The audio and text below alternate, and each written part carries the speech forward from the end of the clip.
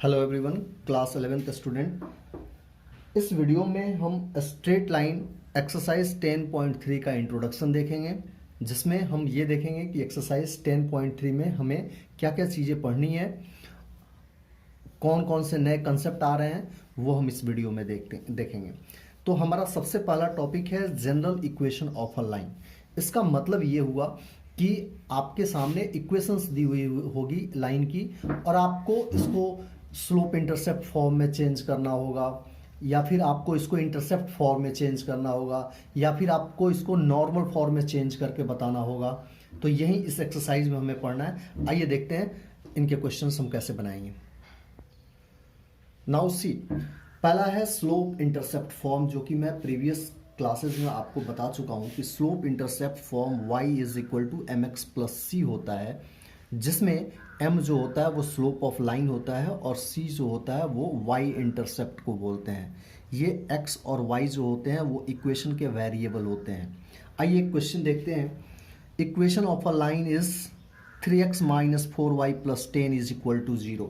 Change it into slope intercept form. इस equation को आपको इस फॉर्म में चेंज करना है। तो आइए देखते हैं इसका सॉल्यूशन कैसे हम चेंज करेंगे। हमारा इक्वेशन है 3x minus 4y plus 10 is equal to 0। हमने क्या किया कि 4y को मैं अपोजिट भेज देता हूं, इधर भेज दिया 4y, तो ये बचेगा 3x प्लस 10। आप इसको इंटरचेंज कर लीजिए। इंटरचेंज करने में साइन चेंज नहीं होता है, ये ध्यान दीजिएगा। मतलब लेफ्ट हैंड साइड को राइट हैंड साइड भेज दिया, राइट हैंड साइड को लेफ्ट हैंड साइड भेज दिया। ये राइट हैंड साइड है, इसको इधर भेज दिया, इसको इधर भेज दिया। इस केस में साइन चेंज नहीं होता है, चूंकि आप बोथ साइड इंटरचेंज कर रहे हो, बोथ साइड शिफ्टिंग कर रहे हो।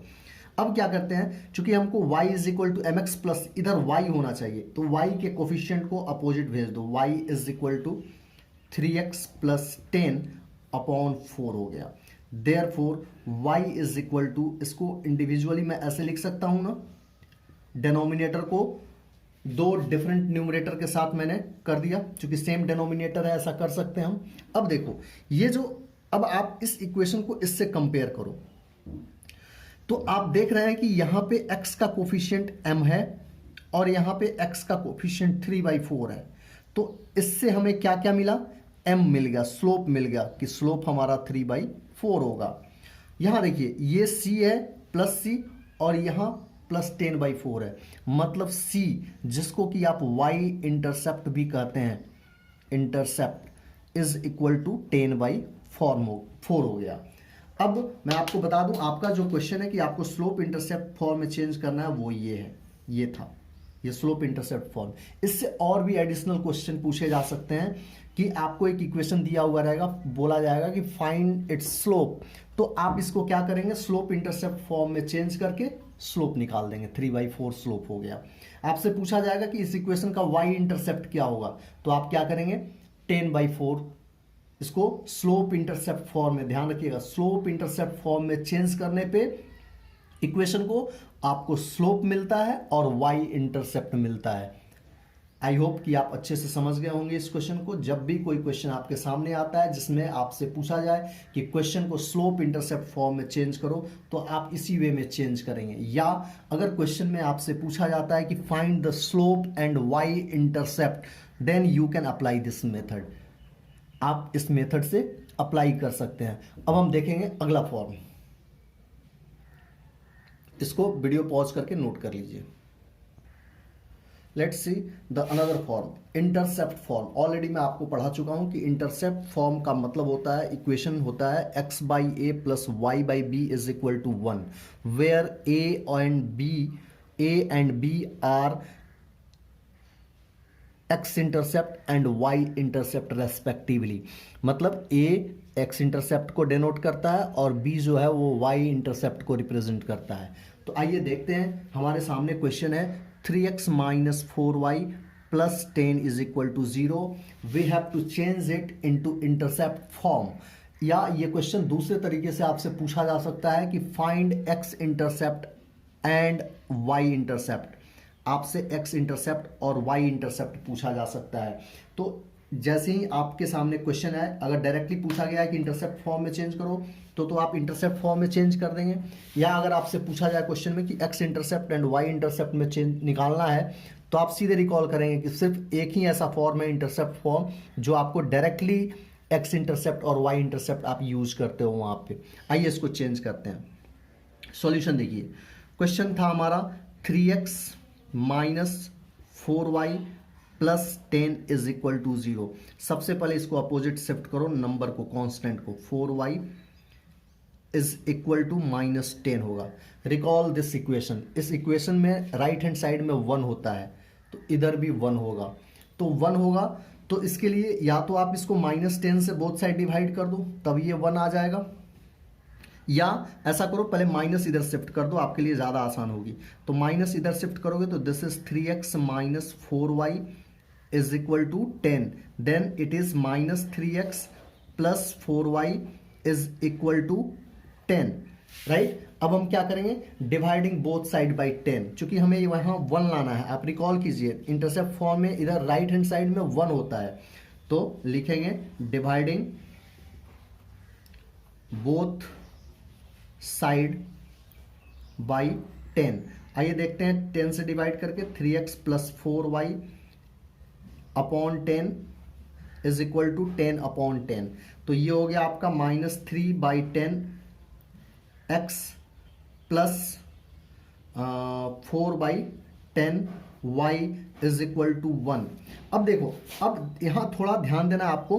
आप देख रहे हैं कि यहाँ ऊपर में x बिल्कुल इंडिविजुअल है, कोई कोफिशिएंट नहीं है, उसके साथ 1 कोफिशिएंट है। तो आप इसको लिख सकते हो ऐसा, x अपॉन 10 अपॉन माइनस 3। इसको आप लिख सकते हो y upon 10 upon 4 is equal to 1। ऐसा लिख सकते हैं ना, क्योंकि इस फ्रैक्शन को सिंप्लीफाई करेंगे अगेन आप यू विल गेट दिस। इस फ्रैक्शन को सिंप्लीफाई करोगे again you will get this. Now see, अब हम इस क्वेश्चन को यहां बनाते हैं। तो अब ये हो गया हमारा, मैं यहां पे क्लियरली लिख रहा हूं, ये हो गया 10 बाई 3 को आप ऐसे भी लिख सकते हो, minus 10 by 3 plus y upon this is 10 by 4, बाद में हम सिंप्लीफाई कर लेंगे, इज इक्वल टू 1। ये हमारा इंटरसेप्ट फॉर्म में क्वेश्चन चेंज हो गया है। तो इंटरसेप्ट फॉर्म में आपसे पूछा जाए तो आप यहीं पे क्वेश्चन छोड़ देंगे। इससे you can compare with this equation, you will get a is equal to आपका माइनस 10 बाई 3 है and b is equal to आपका 10 बाई 4 है। आप इसको सिंप्लीफाई करके भी लिख सकते हैं, 5 बाई 2 लिख सकते हैं। तो आपको इंटरसेप्ट भी मिल गया कि x intercept, this is x intercept, confuse नहीं होना है आपको, x इंटरसेप्ट और दिस इज y इंटरसेप्ट, ये आपका y इंटरसेप्ट भी मिल गया। तो ऐसे हम इस क्वेश्चन को बनाते हैं, राइट। आपको पता चल गया होगा कि अगर इक्वेशन दिया हुआ है कोई और आपको इंटरसेप्ट फॉर्म में चेंज करना है तो आप क्वेश्चन को यहीं पे छोड़ देंगे। अगर आपसे पूछा गया है कि नहीं आपको x intercept and y intercept भी निकालना है, तो डेनोमिनेटर, x का जो डेनोमिनेटर होता है, x के नीचे जो होता है वो x इंटरसेप्ट होता है, y के नीचे जो होता है वो y इंटरसेप्ट होता है। This is your answer. Pause the video and note. Now see normal form of the equation.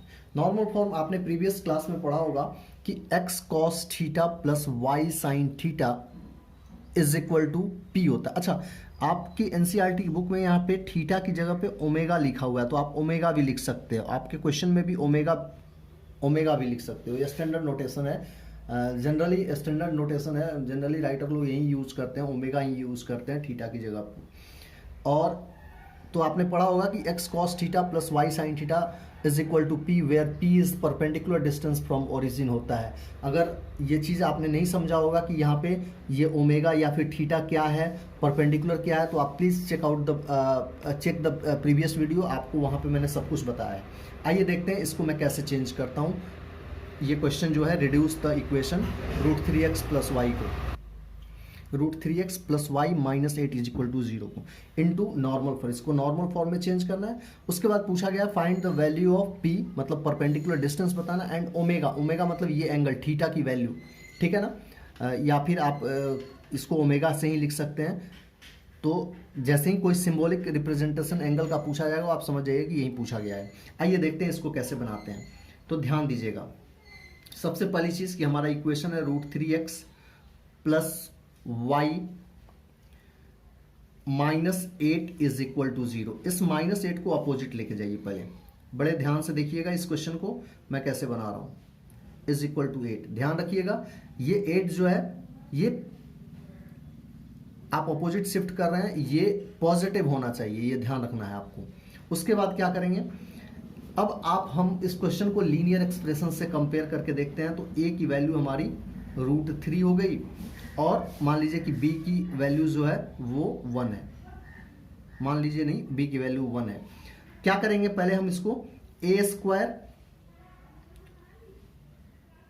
Plus b² निकालेंगे, √a² प्लस b²। तो ये हो जाएगा √3 का स्क्वायर प्लस 1 का स्क्वायर।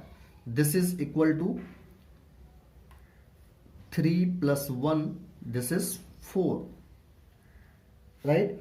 तो ये हो जाएगा आपका √3a² प्लस b² जो हो गया आपका, ये कितना आ गया 4,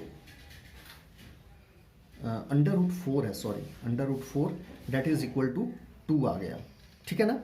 अब हम क्या करते हैं, इस एक्सप्रेशन को, इस इक्वेशन को, नो सॉरी इस इक्वेशन को, इस वाले को नहीं, इसको मैं मिटा देता हूं। इस वाले इक्वेशन को बोथ साइड इस 2 से डिवाइड कर देते हैं। देखिए कैसे, डिवाइडिंग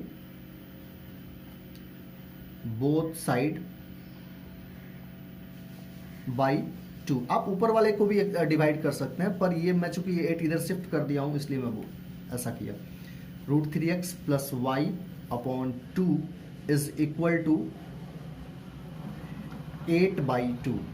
तो ये अब मैं सेपरेट करके लिख रहा हूं। तो ये हो गया आपका √3x/2 plus 1/2y is equal to 4। Now we will compare this by the normal form. आइए देखते हैं, ये हो गया हमारा, मैं इस तरह ऐसे करके बनाता हूं।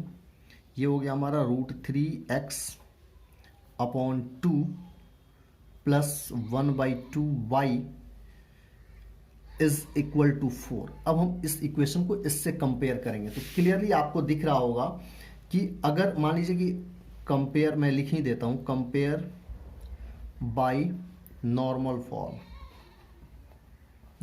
फॉर्म, तो ये हो गया आपका x cos, मैं यहाँ पे ओमेगा यूज कर रहा हूँ, आपके क्वेश्चन में ओमेगा है, plus y sin is equal to p।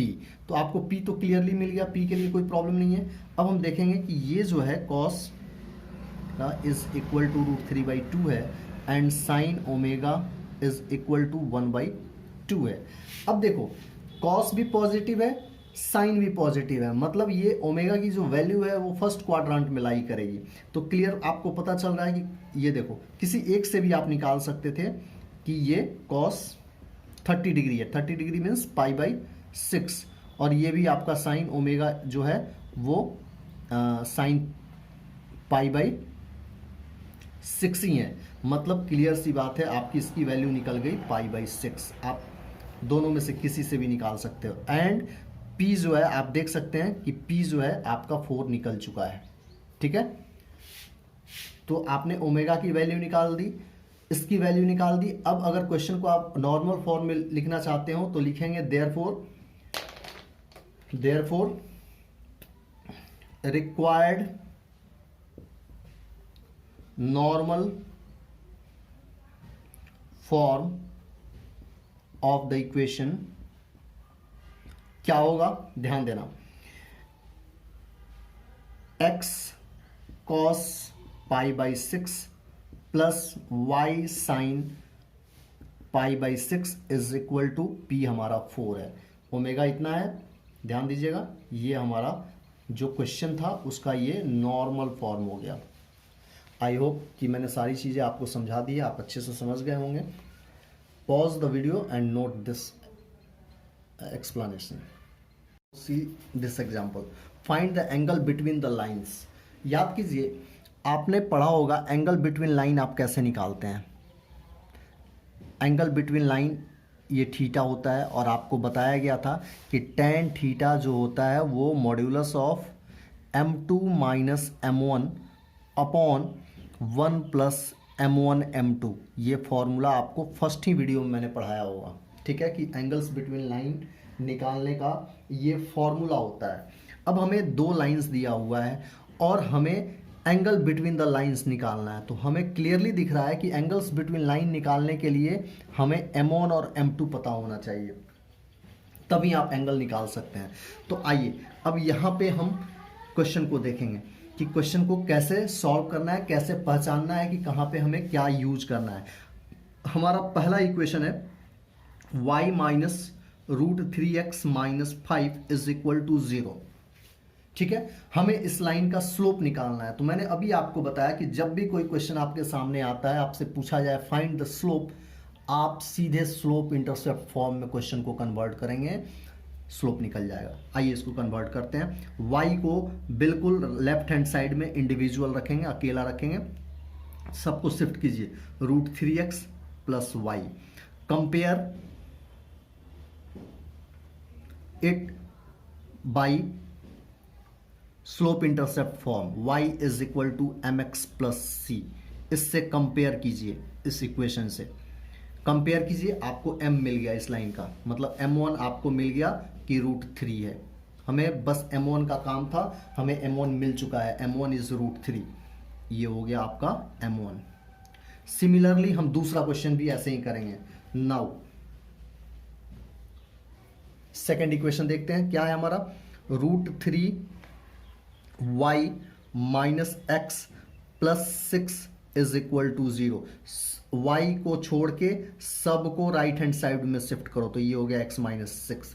अब हमें इधर बिल्कुल y इंडिविजुअल रखना है, तो रूट 3 को अपोजिट भेज देंगे, तो y is equal to x minus 6 upon root 3। You can write this 1 by root 3 x minus 1 by root 3 into 6। You can simplify it, but हमें इससे कोई मतलब नहीं है, हमें m2 चाहिए था जो कि x का कोफिशिएंट। देखो आप इस इक्वेशन को इससे कंपेयर करो, y is equal to m x plus c हमें मिल चुका है, तो हमारा m2 भी हमें मिल गया कि ये हमारा m2 है, ठीक है। अब अगर m1 और m2 हमें पता चल गया है, तो हम इस इक्वेशन में वैल्यू डाल के हम क्वेश्चन बना सकते हैं। तो मैं इसको मिटा देता हूं, ये आपको मैंने रिकॉल करने के लिए बताया। आइए देखते हैं कि अब इसको कैसे इसमें हम वैल्यू डाल के निकालते हैं। नाउ यू नो कि tan theta is equal to modulus m2 minus m1 upon 1 plus m1 m2 होता है, राइट। आइए देखते हैं, tan theta is equal to m2 कितना है, 1 बाई रूट 3 माइनस m1 कितना है, root 3 upon 1 plus m1 is root 3 into 1 by root 3। This is in modulus. Now see हम क्या करेंगे, आप यहाँ एक चीज़ नोटिस कीजिए, ये रूट 3 और रूट 3 कैंसिल हो रहा है, तो रूट 3 कैंसिल हो गया। इधर पहले हम फ्रैक्शन सॉल्व करेंगे, tan theta is equal to modulus, ये आपका मेन फ्रैक्शन है, इधर रूट 3 एलसीएम होगा और ये हो जाएगा 1 minus 3 upon 1 plus 1 that is 2, इतना हो गया। अब आइए, अब ये हो गया tan theta is equal to, this is minus 2 by root 3 divided by 2, तो 2 रेसिप्रोकेट कर देंगे, ये हो गया, इधर भी 2 कैंसिल हो गया, बच गया आपका tan theta is equal to modulus minus 1 by root 3। आपको पता है कि tan theta is equal to, ये मॉड्यूलस ओपन होगा तो क्या होगा, 1 बाई रूट 3 होगा। पर यहाँ पे आपको एक चीज़ नोटिस करना है कि मैंने आपको फॉर्मूला बताया था, तो बताया था कि यहाँ पे मॉड्यूलस ओपन होता है तो बेसिकली ये मॉड्यूलस प्लस माइनस हो जाता है, ठीक है ना। तो प्लस 1 बाई रूट 3 हो जाएगा और प्लस 1 बाई रूट 3 हो जाएगा, एंड माइनस 1 बाई रूट 3 भी हो जाएगा। ध्यान दीजिएगा, ये फॉर्मूला मैंने आपको, आप इंट्रोडक्शन वीडियो देखिएगा कि मैंने ऐसा भी बताया था आपको, m2 minus m1 upon 1 plus m1 into M2, या आप इसको ऐसे लिख सकते हैं कि मॉड्यूलस के अंदर M2 minus M1 upon 1 plus M1 into M2। तो मैंने ये वाला, चूंकि दो वैल्यूज़ मैंने निकाले हैं, ये वाला ऊपर वाला फॉर्मूला यूज किया, ठीक है। तो अब आपको पता है कि ये तो आपको क्लियरली पता है कि tan थीटा आपका 1/√3 मतलब tan 30 डिग्री हो गया। आप इसको π/6 भी लिख सकते हैं। तो यहां से आपको थीटा की वैल्यू मिल गई व्हाट, 30 डिग्री। एक तो वैल्यू आपको ये मिल गई। आइए दूसरी वैल्यू देखते हैं। अब tan theta is equal to, यहां मैं कर देता हूं, ये मैं राउंड कर देता हूं आपको, यहां मैं कर देता हूं कि tan theta is equal to what, -1/√3। You can write it minus tan 30 degree, which can be written as tan theta is equal to, मैं यहाँ क्लियरली लिख देता हूँ, चलो -tan 30 डिग्री, हाँ 30 डिग्री। तो इसको आप लिख सकते हैं ना, tan 180 माइनस थीटा 30 डिग्री। आपको पता है कि tan 180 minus theta minus tan theta होता है। तो this is tan theta is equal to tan 150 degree. तो यहाँ आपको थीटा मिल गया 150 डिग्री। तो ये दोनों आंसर आपके होंगे। तो आप फाइनल आंसर लिखिएगा, therefore angle between the two lines, therefore angle between the given lines is either 30 degree और 150 degree, right. Pause the video and note the solution. इस क्वेश्चन को बताने के पीछे मेरा मेन मिशन ये था कि क्वेश्चन में हमें स्लोप निकालना था, इसलिए मैंने क्वेश्चन को स्लोप इंटरसेप्ट फॉर्म में चेंज करके देन स्लोप फाइंड आउट किया, right. Pause the video and note this explanation. Now see this example. So that two lines a1x plus b1y plus c1 is equal to 0 and a2x plus b2y plus c2 is equal to 0, where b1 b2 is not equal to 0 and parallel if a1 by b1 is equal to a2 by b1। तो पहले first part बनाते हैं और दूसरा ये perpendicular का case. आइए solution देखते हैं। आपको पता है कि जब दो लाइन पैरेलल होते हैं तो क्या होता है, उनके स्लोप इक्वल होते हैं। तो फिर ये स्लोप का क्वेश्चन आ गया, आपको स्लोप निकालना है। a1x plus b1y plus c1 is equal to 0। मैंने आपको बोला था कि y वाले टर्म को छोड़ के सबको राइट साइड में शिफ्ट कीजिए। तो b1y इज इक्वल टू, ये हो जाएगा माइनस a1x माइनस c1। अब y के कोफिशिएंट को आप अपोजिट शिफ्ट कर दीजिए, क्योंकि y हमें बिल्कुल यहाँ इंडिविजुअल चाहिए, इसके साथ कोई कोफिशिएंट नहीं होना चाहिए 1 को छोड़ के।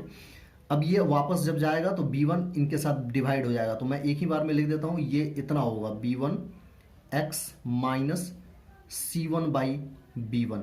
तो हमें स्लोप से मतलब है, हम इसको कंपेयर करेंगे y is equal to mx plus c से। तो we will get m1 is equal to minus a1 upon b1। This is our m1, हमें m1 मिल गया, ठीक है। अब हम दूसरा इक्वेशन देखते हैं। दूसरा इक्वेशन है हमारा a2x plus b2y plus c2 is equal to 0। Again same procedure apply करेंगे। b2y इज इक्वल टू हो जाएगा माइनस a2x माइनस c2। तो y is equal to, b2 को अपोजिट बेस के डिवाइड करेंगे तो minus a2 by b2x minus c2 by b2। हमें सिर्फ स्लोप चाहिए था, हमारा स्लोप मिल गया a2 बाई b2। कैसे मिला, तो हमने इसको स्लोप इंटरसेप्ट फॉर्म में कन्वर्ट कर दिया, y is equal to mx plus c के फॉर्म में। अगर आपसे पूछा जाए c क्या होगा तो ध्यान दीजिएगा c यहाँ माइनस c2 बाई b2 होगा, ठीक है। स्लोप हमें मिल गया। नाउ वी नो, हम जानते हैं कि पैरेलल लाइन के केस में क्या होता है। पैरेलल लाइन के केस में स्लोप इक्वल होते हैं। Now lines are parallel, therefore m1 is equal to m2। तो ये हो जाएगा -a1/b1 is equal to -a2/b2। Both side minus cancel हो जाएगा, तो you will get a1/b1 is equal to a2/b2। और यही आपको शो करना था, आपने प्रूव कर दिया, प्रूव्ड। ठीक है, pause the video and note the solution, फिर हम नेक्स्ट पार्ट इसका करते हैं। नेक्स्ट पार्ट यहां भी हो सकता है। नेक्स्ट पार्ट आइए देखते हैं, इसका नेक्स्ट पार्ट हम कैसे करेंगे। स्लोप हमें पता है, तो ये तो हो गया हमारा फर्स्ट पार्ट। सेकंड पार्ट देखिए, सेकंड पार्ट में हम लिखेंगे कि lines are perpendicular, lines are perpendicular. तो क्या होता है, इफ m1 इंटू m2 दोनों का प्रोडक्ट -1 होना चाहिए। तो आइए देखते हैं m1 कितना है।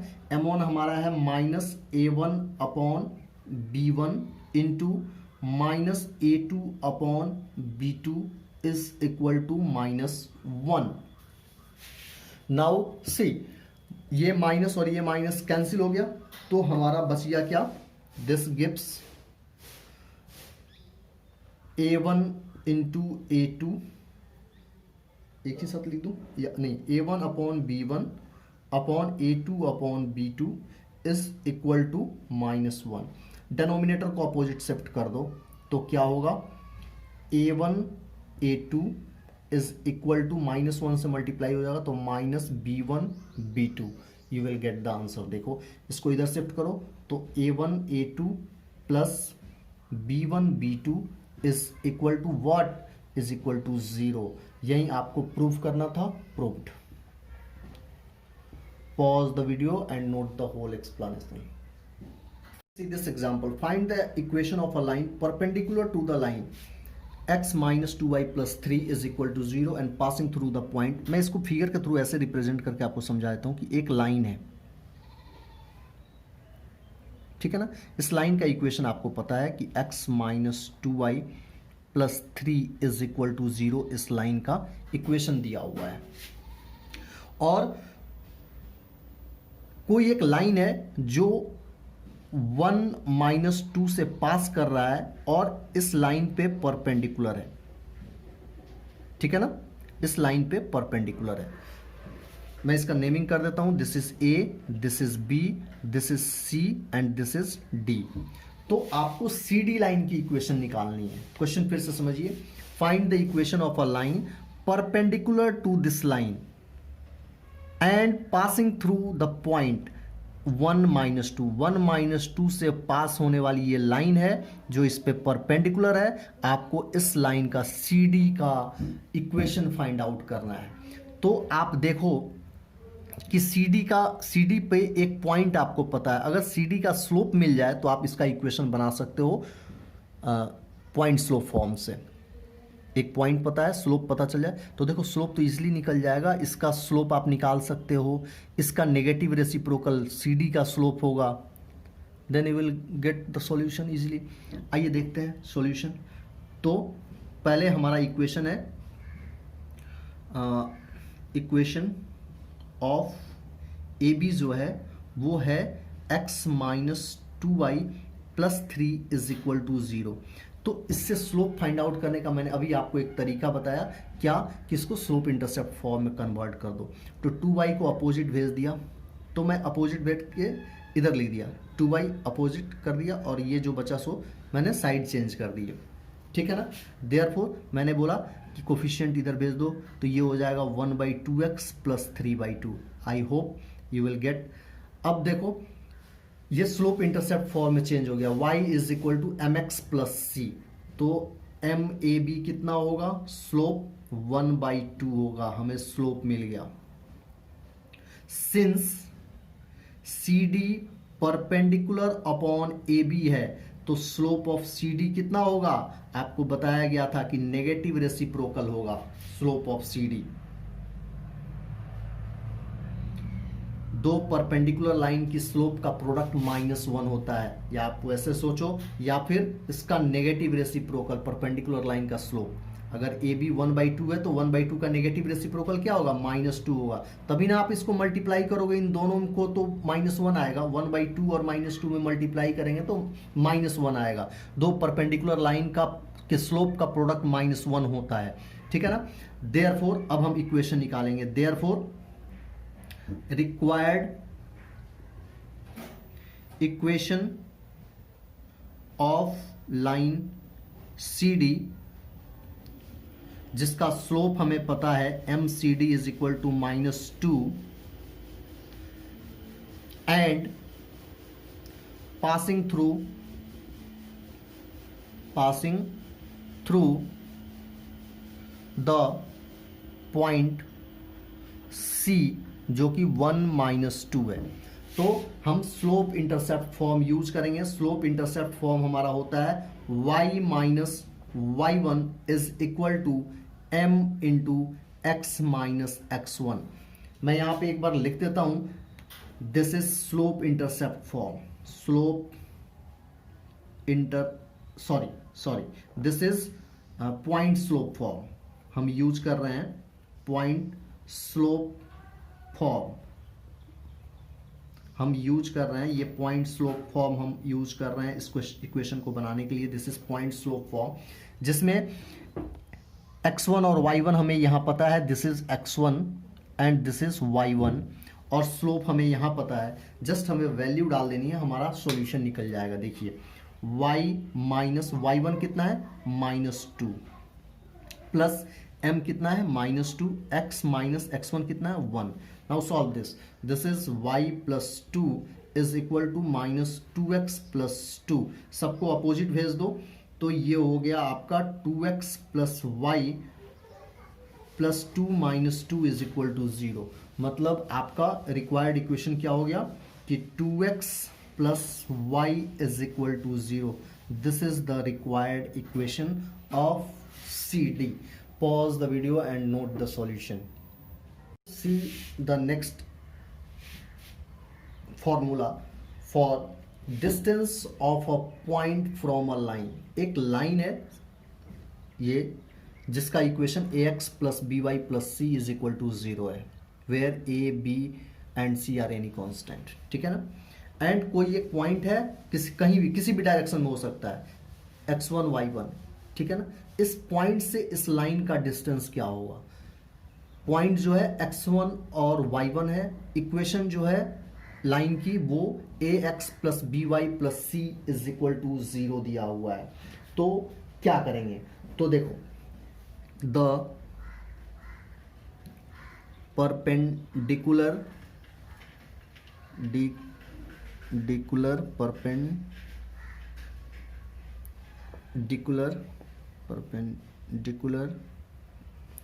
डिस्टेंस, जिसको आप d लिख सकते हो, ऑफ अ लाइन क्या है आपका ax plus by plus c is equal to 0 from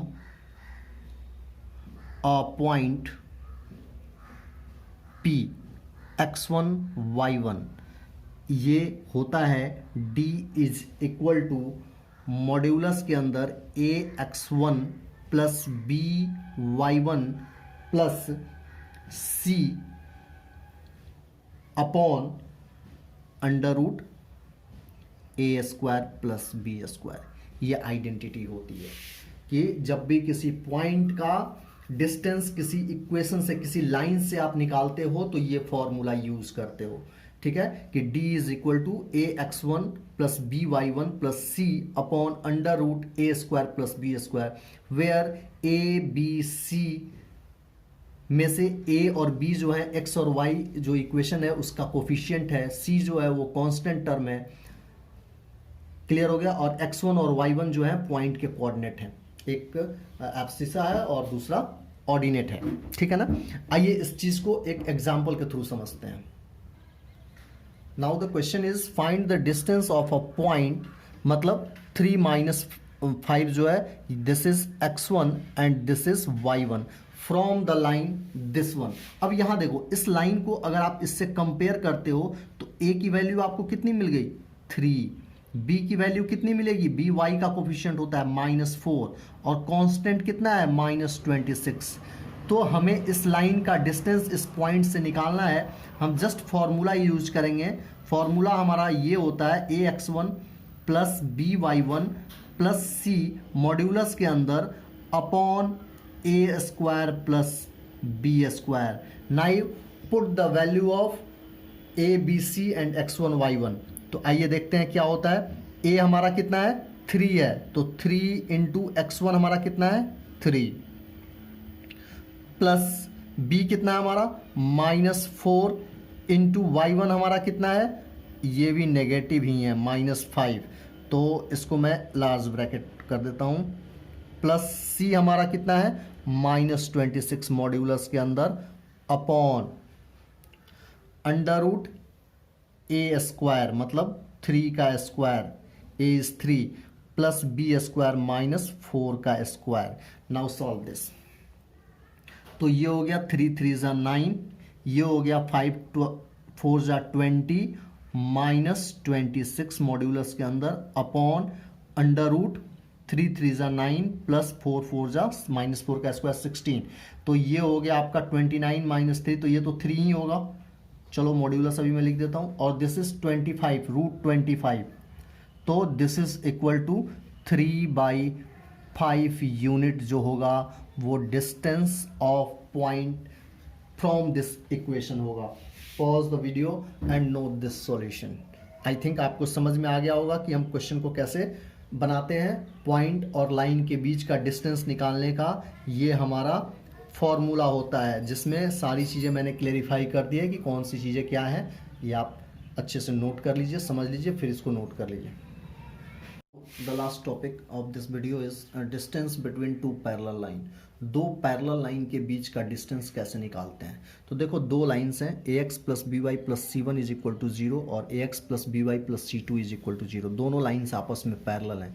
देखो पैरेलल लाइंस की पहचान क्या होती है, ये x और y का कोफिशिएंट दोनों में सेम होता है। देख लीजिए, सिर्फ कांस्टेंट अलग होते हैं। ये पैरेलल लाइन की पहचान होती है, ये ध्यान दीजिएगा। आपने प्रीवियस कई पैरेलल लाइंस बनाए होंगे, आपने नोटिस नहीं किया होगा, पर आप देखिएगा कि एक्स और वाई का कोफिशिएंट जो होता है वो दोनों लाइन में सेम होगा, जस्ट कांस्टेंट डिफरेंट होते हैं। ठीक है ना। तो आइए देखते हैं। Perpendicular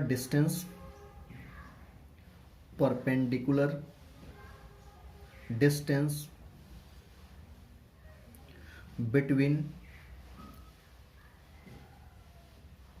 to lines ax plus b y plus c one is equal to 0 and ax plus b y plus c two is equal to 0 are given by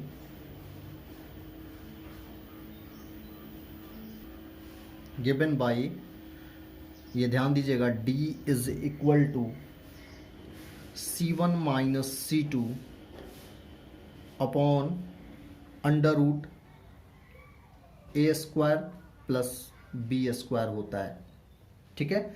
इस चीज़ को हम एक एग्जाम्पल के थ्रू समझेंगे। मैं फिर से एक बार आपको बता देता हूँ कि जब भी आप दो पैरेलल लाइंस देखेंगे ना, तो उनका a और b जो होगा, दोनों लाइन के x और y का कोफिशिएंट जो होगा एग्जैक्टली सेम होता है, सिर्फ कांस्टेंट डिफरेंट हो सकते हैं।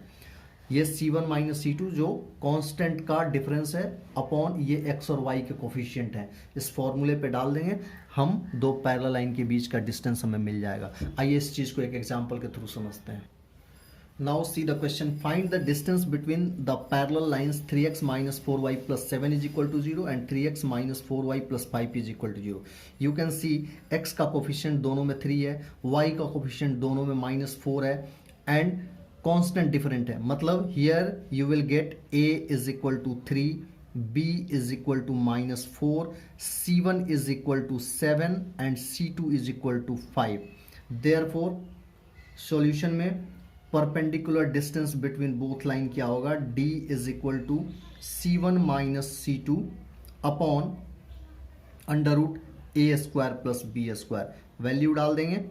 आइए देखते हैं c1 कितना है 7 minus c2 5 upon under root a square मतलब 3 का स्क्वायर प्लस b जो है वो आपका -4 का स्क्वायर है, तो ये हो गया 7 - 5 इज 2 अपॉन दिस इज 3 का स्क्वायर 9 प्लस -4 का स्क्वायर 16, 9 + 16 दैट इज 25। तो ये आपका हो गया 2/5 यूनिट। इस तरह से हम दो पैरेलल लाइन के बीच का डिस्टेंस फाइंड आउट करते हैं। इस वीडियो में जो भी एक्सप्लेनेशन थे वो हो गए। अब हम नेक्स्ट वीडियो में एक्सरसाइज 10.3 का सॉल्यूशन करेंगे। तो आप इंट्रोडक्शन वीडियो 10.3 का डेफिनेटली देख लें अच्छे से, ताकि आपको 10.3 के एक्सरसाइजेज में आपको कोई प्रॉब्लम नहीं होगी वहाँ क्वेश्चन बनाने में। Thanks for watching this video. Like and subscribe the channel. Thank you so much please.